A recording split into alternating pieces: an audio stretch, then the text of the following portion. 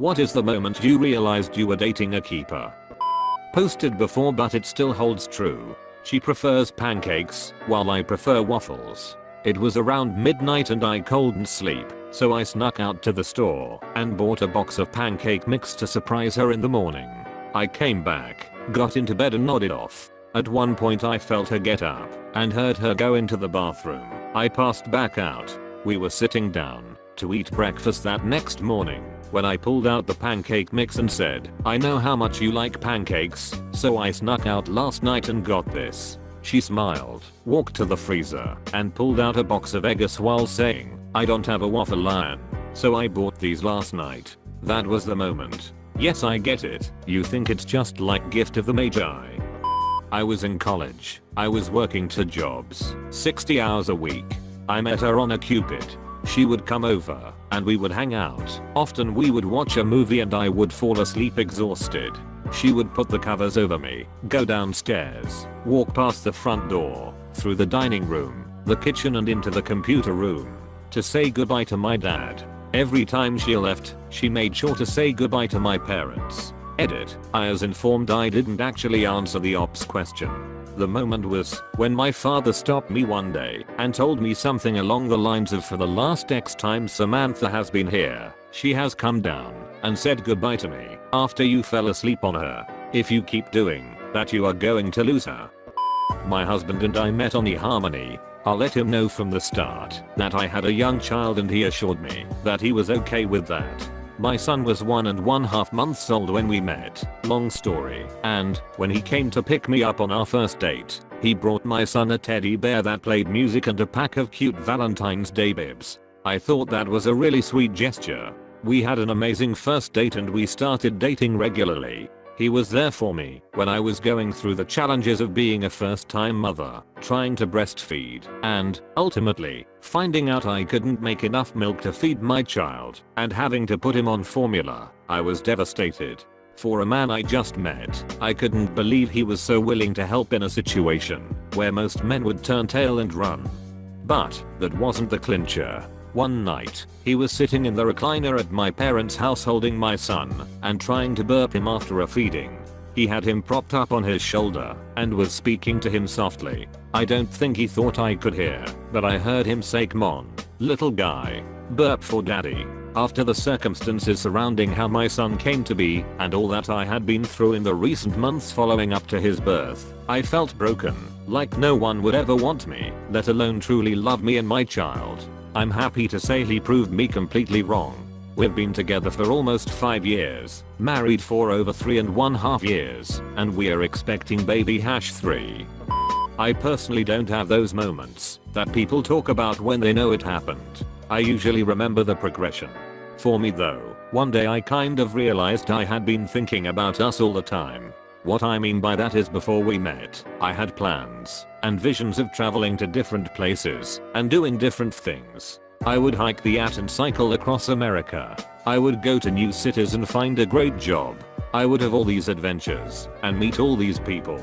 I was going to have a blast. I stopped thinking and at some point, those thoughts became us having all these adventures. We would travel to a new city and start a life. We would do this awesome thing and go to this awesome place. We would have a great life. She snuck her way into my life and I didn't even know it. When I realized that was exactly what I wanted. She was exactly what I wanted. We are exactly what I want. Early on in our relationship, I took her to visit my mom's house. While we were there, we started looking through some of my childhood belongings that were in boxes in the garage, and at one point I remembered that my favorite stuffed animal, a dog, that I had since birth was kept in there as well. By complete coincidence, my mom's actual dog had very recently managed to find my stuffed dog and had ripped it apart.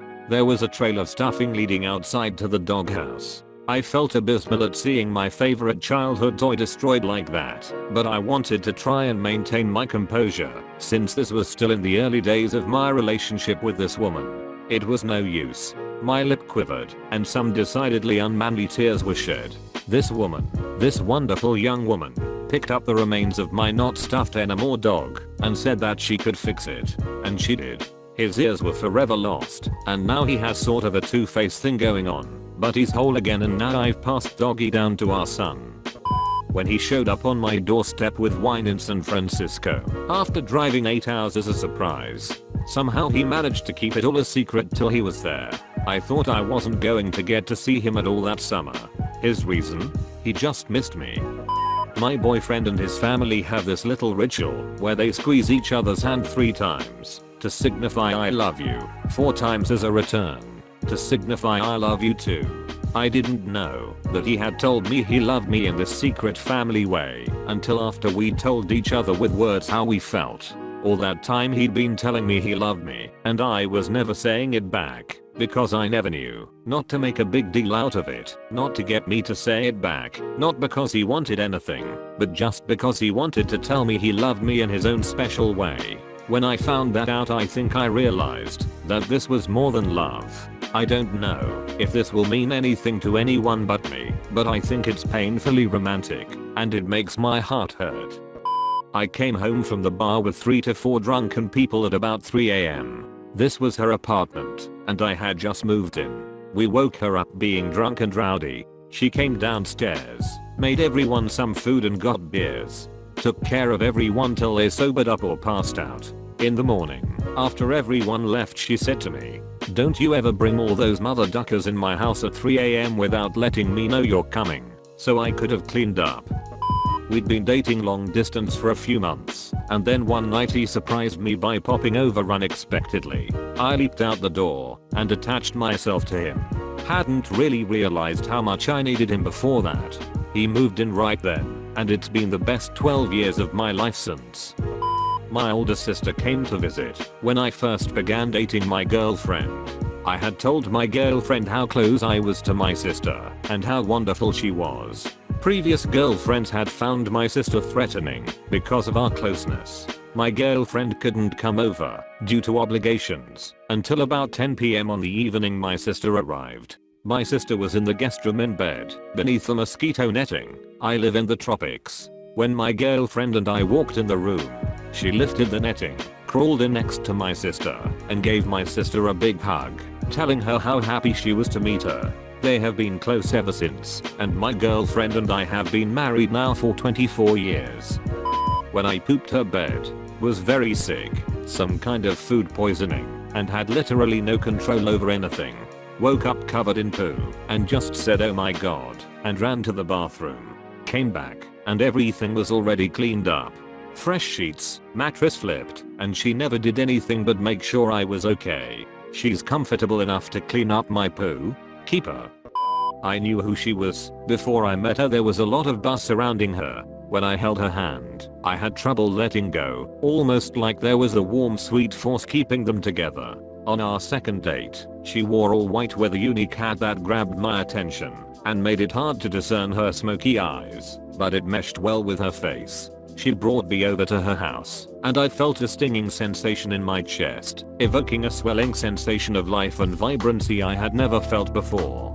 Finally, after what felt like a lifetime, she asked if I wanted to see her honey pot. I trembled with anticipation. I wanted to throw my hands in the air in victory. I knew in this moment that my suspicions were confirmed. My lady friend was a beekeeper. When I realized that I had spent 2 months straight with him, literally every single day, without getting sick of him.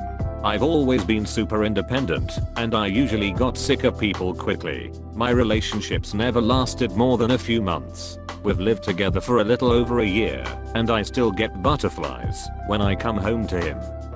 When I, after half a year of us dating, realized that this had been the most drama-less and yet still very passionate relationship I have been in. I have a history of very stormy relationships and came to the realization that maybe that is how I love. I have also tried to date guys where my feeling was less strong and found that I pretty soon would lose interest and respect. My current boyfriend is the most fantastic guy for many reasons, but he is a keeper because he and I can communicate like mentally healthy people. When I realized every crazy idea I come up with, no matter how ridiculous, he always says, "Yeah, let's do it." He says this regardless of whether he thinks it will actually happen or not, but always enthusiastic and supportive. I absolutely love it. It's his support that leads us to carry out the crazy whims. We always make travel plans and they take us to some amazing places. It's his willingness to follow me where I go and respect the things that I do, no matter how outlandish that mean the world to me.